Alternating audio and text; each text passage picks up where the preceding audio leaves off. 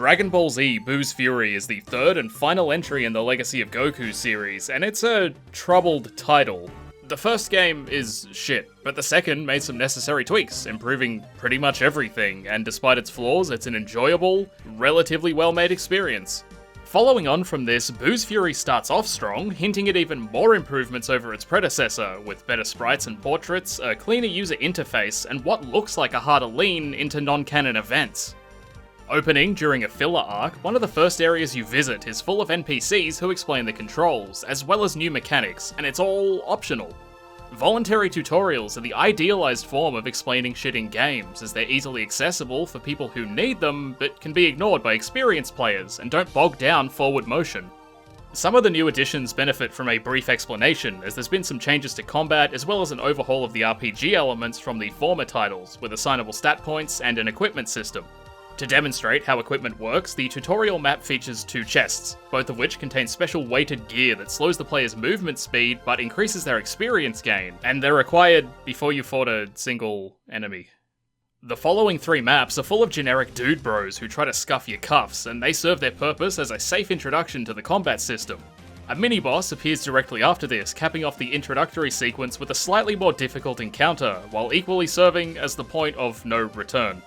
This is where the game violently face dives into an unrecoverable state, and we're exposed to some of the most egregious backward steps I've seen in a sequel. I guess you could say that Buu's Fury came down with a case of, sequelitis.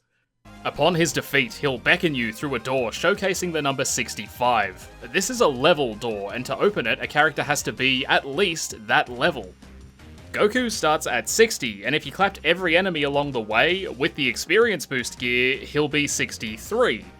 In the first 5 minutes, the player's required to grind to progress, which doesn't make a lot of sense, as to reach that point, they've already overcome every obstacle, completely invalidating any need to get more powerful. I get that the idea behind them is to make sure a player's prepared for whatever lies beyond, with the barriers serving as a forced level recommendation, but couldn't the player themselves assess whether they're ready by, interacting with the content? If I walk into a room and get my ass blown out, I'm gonna reconsider how I approach the situation, and if I feel grinding's necessary, I can use my own agency to perform that task. This opening sequence exists in crippling contrast to the previous game, which presents a similar setup only with a cleaner delivery. As Legacy of Goku 2 begins, you take control of a level 1 Gohan and come up against a door with the 1 on it. After breaking through, to the right is a... hang on, what's that? Anyway, to the right is a mandatory fight with Frieza, which serves as a combat tutorial, and upon clapping his dreamy cheeks, he yields the exact amount of experience to level Gohan up, granting access to that thing we just saw. In addition to demonstrating combat, how leveling up works, and what purpose these numbered doors serve, it's non-intrusive, it respects your time, and it feels carefully crafted to ease the player in. Buu's Fury should have followed suit, either starting Goku at a more appropriate level, having the mini-boss pay out the right amount of experience to put the Saiyan where he needed to be, or just removing the door. Admittedly, a minor grind isn't that big a deal, but when compared to its predecessor, it highlights the lack of care put into event design, as well as progression. This alone would be a non-issue, and plenty of later gates are fair, giving you enough time and enemy exposure to reduce or eliminate the grind, but a significant portion are carelessly misused. Here are a few notable examples. After Goku passes the initial 65 gate, his next major gameplay segment starts with another door, this time requiring level 70. The only time he's playable between these two is when Gohan sends him on a fetch quest, with no enemy encounters, and there's no clear indicator that you have to grind. This shiny new door also has no enemies before it, so to power through, the player has to leave, find a different map, and repetitively blast throwaway bad guys until they meet the requirement. Once opened, you'll find a couple regular maps which do feature enemies. Really, a few of these should have been in front of the level 70 door in order to build to it more naturally, instead of stopping the player dead in their tracks and forcing them to bugger off elsewhere. Getting through this area will present the player with some story scenes, and our next level door, which is 85, and for Gohan, whose previous door was 65. This requirement is a huge blindside, as just before this stretch, Vegeta's unlocked for the first time, so most players are either going to use Goku because of the previous door, or Vegeta because he's new. It undermines progression even further by saying, hey, here's this fun new character, but fuck you, grind Gohan. The next few gates are during a Dragon Ball collecting sequence with Trunks and Goten. The boys start at 65 and 75 respectively, and the requirements are all 80, except for one area which has no gate at all. As much as these are annoying, the fact that there's somewhere you can go to continue the story and also collect much needed levels makes these not a non-issue, but nowhere near as bad as the previous instances. It also flexes the radical concept of removing level doors and how that'd allow you to make progress without grinding. What does make these a bit more annoying is that some level gates reappear, so if you're playing as the wrong bloke, you'll be required to backtrack for a save panel. There are also a few gates with no character swap pads before them, again requiring you to leave the area, switch characters, and return. It's genuinely unfortunate that you're given all these characters only to be pigeonholed into specific picks because the game requires it for no particular reason. I'd say the worst instance is right at the end of the game, just before the final stretch of Buu fights, where Gohan comes back to Earth all supercharged and has to grind to 140. Then, because Gohan can't do anything right, the player immediately takes control of Goku, who also has to grind to 140, which is just pointless. I'll again contrast all of my complaints with Legacy of Goku 2, which always features a sprinkling of enemies prior to a level door and very rarely requires grinding at all. There are 2 points when you might need to grind for a story-related door, and these are when Pickle fights Cell in Orange City and when Trunks returns to destroy Jiro's lab in the Northern Mountains. Piccolo doesn't have quite enough gameplay moments to safely clear his requirements, and while enemies pay out a fair bit of experience in an adjacent map, and the Cell fight can be difficult, it's still no excuse for a mandatory grind. The other instance would be a level 30 door that Trunks has to pop in order for some story events to take place, and despite him starting at 27 and having a full section immediately prior to this, I always ended up at level 29, which is a small grind, but an unnecessary one. Outside of a couple exceptions, using doors this way is a poor concept. It blatantly details how little trust was given to the player to pace their own progress or to make mistakes, arbitrarily restricting them based on, I don't know, accessibility? Buu's Fury didn't even need a gameplay hurdle, as it already has major pacing issues, and a large reason for this is the Buu saga itself. Regardless of how you feel about the final stretch of Dragon Ball Z, it doesn't contour to being an RPG as well as the Namek or the Cell sagas. During the earlier arcs, there's a lot more downtime, which lends itself to cramming non-canon events in, lengthening the experience beyond the linear progression of the show, which is required to make a compelling video game. Or at least a video game that lasts more than 2 hours. For example, you've got nothing going on as the Z-Fighters await the Saiyans' arrival on Earth, and the trip to Namek is anything but eventful. There's plenty of shenanigans once we actually get to the Pickle Planet, as the core cast play hot potato with the Dragon Balls, and a bunch of fights happen from many different perspectives. After Namek explodes, there's a couple years of peace before Trunks rocks up and tells the Z-Fighters they get a couple more years to train for the impending cyborg threat. Then, the androids take the scenic route to find Goku, and after Cell reaches his ultimate form, he grants the protagonist 7 days to prep for the tournament, which is extended to several years within the hyperbolic time chamber. In the Buu saga, outside of Gohan's little jaunt around high school and Hercule's time as a domestic goddess, there's little breathing room. All asides from the chaotic pink menace are in direct preparation for dealing with him in the short term, such as fusion practice and Gohan sitting. Again, what I think about the events themselves is irrelevant, but there's no denying this downtime discrepancy when it comes to translating the events to a video game. With characters constantly coming and going, and selectively being dead or alive whenever it's convenient, it genuinely is a tough ask to adhere to the canonical events while also introducing additional content. The only protagonist death in the Cell saga was when Goku got blown the fuck up right at the end, and even though characters occasionally come and go, this allows for a fairly even spread of the cast. Fusion characters have a brief presence in the Buu saga, as well as Gohan's great Saiyaman form, but both are contextual in-game, and the fusions aren't properly unlocked until after the credits, by which point you've played through all the content, so they're worthless. Buu's Fury doesn't know what the fuck it's doing, and instead of having, like, cool bonus dungeons where you can move around as Vegito or Gotenks, you only get them for their brief story moments. When the game forces control of Videl as she tries to stop a gamer moment, or Hercule as he walks 3 steps, it really makes you think, like, damn, we could have had some filler dungeons for the fusion characters, but instead we got this. There was an attempt, however, and some surprisingly good fits for filler were the integration of the Broly Second Coming and Fusion Reborn films, as their inclusion lines up stupidly well with the rest of the story. Even with these additions, it wasn't enough, and I hate to bounce back to Legacy of Goku 2 again, but here we go. The maps in the former title had an exploratory element to them, where you'd stumble upon old mate having a cheeky fish, or crooning through Crocodile Island only to find a bloke who's cast aside all his material desires and is happy just chilling out. Both of these events share a motivating factor where they push you to return to West City, which is the densest part of the game, as it features a handful of story events, but also serves as a hub for a surprising amount of side content.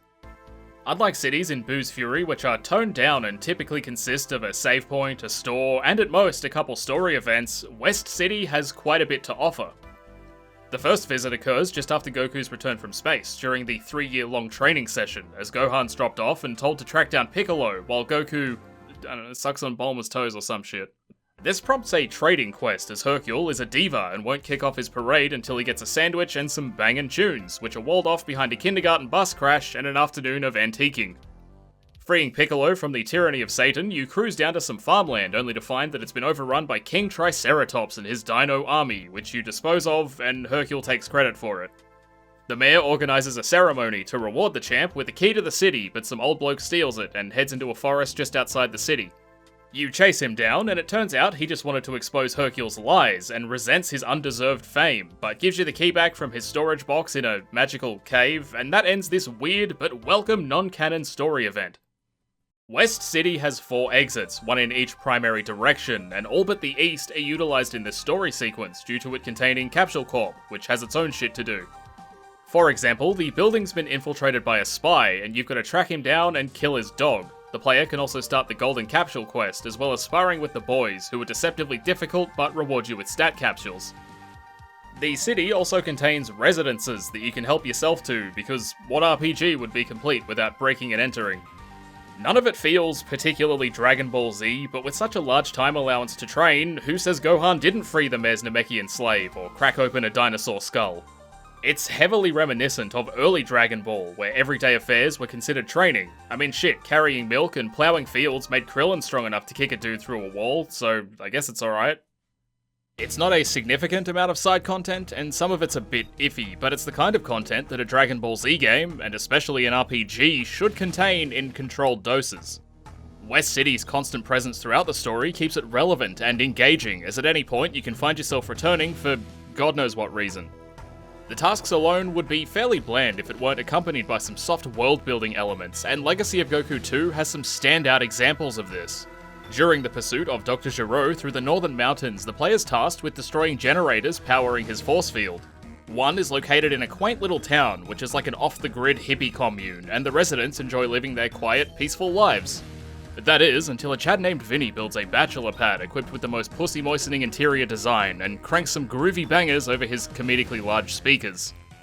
Conversing with the virgin residents of the town, they'll speak of their distaste for Vinny and his consumer-driven lifestyle, which directly infringes their own way of life. This is really minor shit, and entirely unnecessary, but it still builds on the world of Dragon Ball Z in a way the source material never could, because it'd be boring. As Vinny's pad is powered by one of Gero's generators, it's much more gratifying when you wipe the smug grin off the little prick's pixelated face, because it still contributes to core story events. The game features quite a lot of this stuff, and it'll occasionally translate to a tangible reward, like when you find all 7 lost Namekians scattered throughout the world, and can freely travel to New Namek.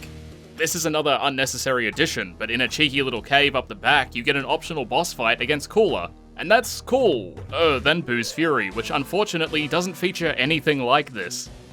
The only real side missions are giving a lighthouse guy shit you can buy at a store, and collecting the Z-Fighter and Hercule exhibits, which are similar to the Golden Capsule quests, only nowhere near as gratifying. Where collecting 25 golden capsules allows you to teleport to the world map from pretty much anywhere, finding all the Z-Fighter exhibits unlocks Vegito, after you've played through all the content. While the world-building elements may be a huge weakness, Boo's Fury does feature some passable filler content crammed in around the story, such as rescuing a Dragon Ball from a train heist and some unique dungeon design. Boo's organs and Barbady's spaceship are both decently sized stages with some light puzzle elements based on map memorization, and they're a bit samey but far preferable to grinding.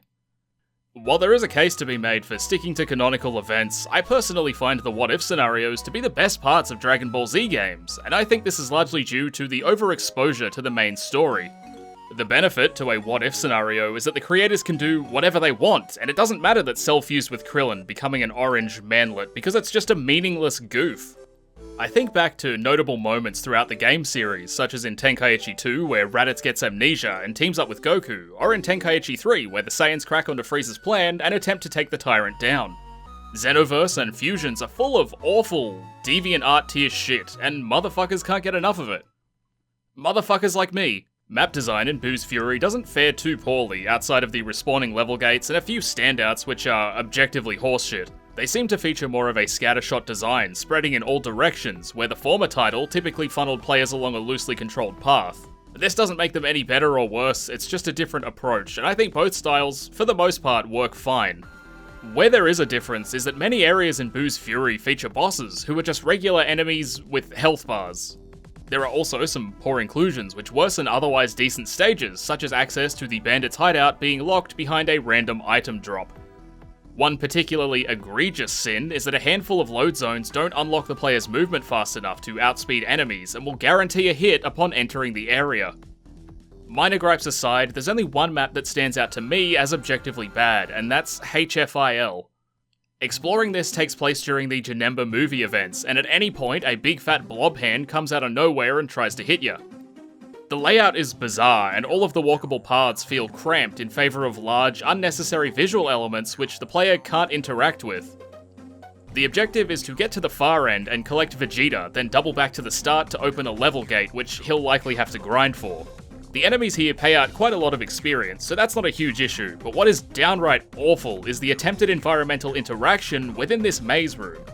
The objective is to walk a linear path and move through these gates with a switch in the center that inverts them and is only triggered by Goku's instant transmission. This is extremely tedious and not even close to a puzzle or engaging environmental interaction, it's just a time-wasting obstacle that exists for some reason. There's also an ostensible shortcut at the end of this area right before the screen transition. With a save point before this labyrinth of tedium, a player might pop the shortcut and head back to hit the save point to avoid having to retread the section. However, upon re-entering the map, they'll find that it respawns, again, for some reason. This event is unfortunate as the beginning of the game introduces the concept of special moves enabling progression and potentially secrets, with Kamehameha opening a door and instant transmission grabbing an otherwise unreachable chest. Grabbing out-of-bounds stuff with Goku is used again, largely for chests, but it's also used for one of the Boo encounters, which spices up the onslaught of Boos, but also belittles it by making the fight contextual. The destructive beams are also used again, during a search for switches in a desert, where the rocks they're sporadically situated under have to be broken with ki blasts. Yeah, it's fine, I guess. It's just a shame these were never expanded upon, because there's a lot of potential to make movement and progression a bit more mentally involved. The world map had a cheeky redesign in an attempt to change it from a linear, marker-chasing sequence to more of a loose exploratory endeavour. Legacy of Goku 2 featured a mini-map with blips representing areas you could visit while flying around the world, and Boo's Fury removed the blips, relegating them to the pause menu, which you can't access while you're on the world map. There's really no need for this change, as you visit every area throughout the story anyway, and while a shift from railroading the player to exploring visible landmarks is a fantastic idea, it makes world traversal tedious, because now you've got to remember where shit is. Also, it has randomly occurring visible encounters, and they serve little purpose outside of dropping a specific item for a later story mission. There's also plenty of minigames which add nothing of value, such as Gohan dodging rocks, Trunks chasing Vegeta, and a couple of button-mashing events in the form of beam struggles and sword pulls. These are fairly small gripes, but it does draw into question why these got more focus than the actual story events. For example, during the child tournaments, Trunks goes up against 8 generic kids, a bully, and Goten as the final encounter, but the 8 generic kids are throwaway, samey, nothing fights. Contrast this with the Otherworld tournament at the beginning of the game, where Goku fighting the Caterpillar Man and the Water Guy were both cutscenes instead of actual battles. When you've got to use Videl to fight Spopovich, it makes you wonder why certain things were cutscenes and others weren't. Outside of grinding, certain events feel unnecessarily padded as well, such as Gohan going to school, realizing he needs a disguise, then heading over to Capsule Corp to get his Saiyaman suit, only to return to school right away. Again, I don't know why this wasn't just a quick cutscene. There's no gameplay, you just move to one area and then immediately back. The late game consists of boo fights strung one after the other with little breathing room, and I know that's how the story goes, as I mentioned before, but a short break that wasn't grinding would have gone a long way. Speaking of the grind, combat has been severely dulled, which is not great, as Legacy of Goku 2 had some pretty iffy combat as well. While it was exploitable, it had neat mechanics such as charge attacks and failsafes to prevent effortless stun locking. Charge attacks were well-timed payoffs where getting enough distance, holding a charge and releasing it at the right moment would do a fair chunk of damage, but this system was completely removed.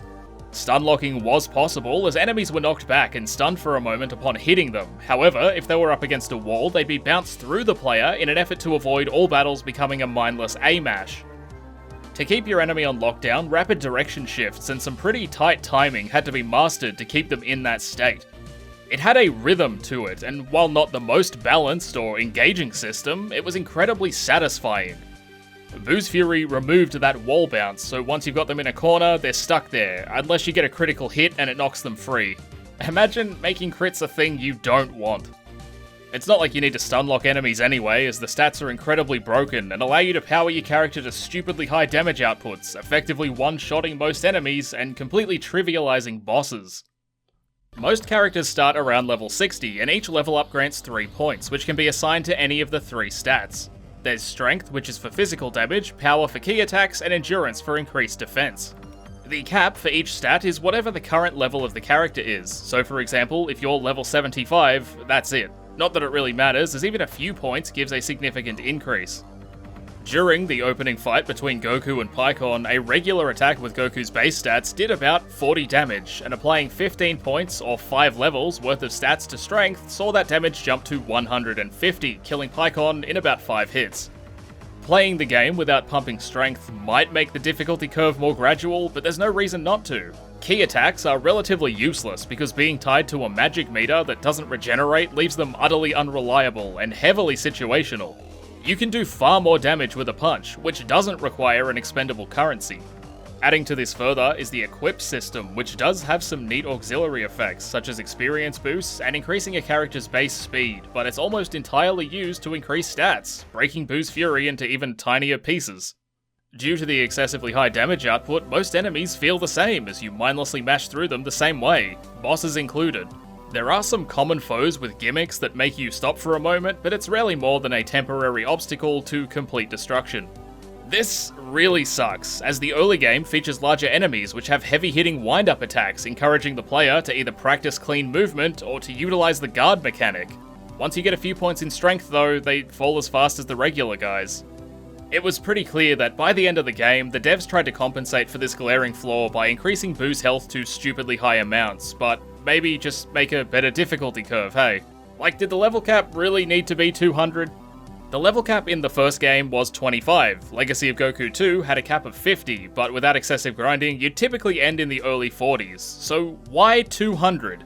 It completely derailed character progression by giving the player too much, and trivializing all enemy interactions more than the combat changes already did. Not to mention that Legacy of Goku 2's RPG elements took a back seat, with the focus always being on the tight rhythmic movements and forward motion.